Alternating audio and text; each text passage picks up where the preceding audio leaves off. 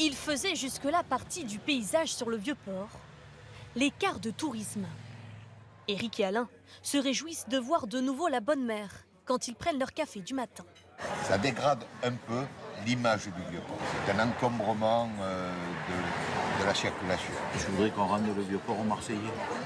Sur le Vieux-Port, les cars de tourisme ont désormais interdiction de circuler et de stationner toute l'année. C'était déjà le cas cet été. Ce restaurateur a vu la différence. C'était un peu plus calme au niveau tourisme et on a moins ressenti les bateaux qui venaient, en fait, on les a moins ressentis que les étés précédents. Son voisin est très pessimiste quant à l'activité à venir. Il y aura des licenciements, il y aura beaucoup de choses après.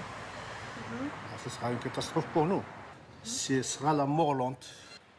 Chaque année, 2,5 millions de croisiéristes sont de passage à Marseille. Le flot des touristes est désormais déversé ici, à 500 mètres du Vieux-Port.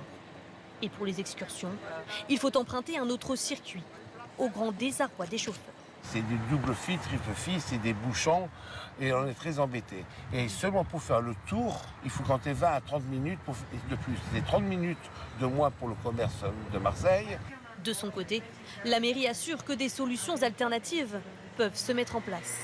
Les bus peuvent se garer plus loin dans le quartier, et puis les opérateurs touristiques peuvent développer un circuit en passant par le Panier pour venir sur le Vieux-Port. On n'est pas obligé de s'arrêter devant l'hôtel de ville pour visiter Marseille. Donc c'est-à-dire qu'on a des bus qui s'arrêtent devant l'hôtel de ville, qui sortent, qui font une photo de l'hôtel de ville et qui remontent dans le bus.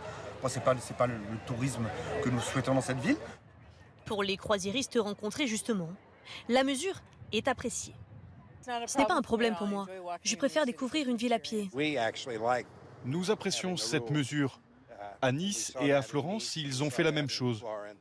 Contactée, la Fédération nationale de transport de voyageurs dit envisager un recours devant le tribunal administratif.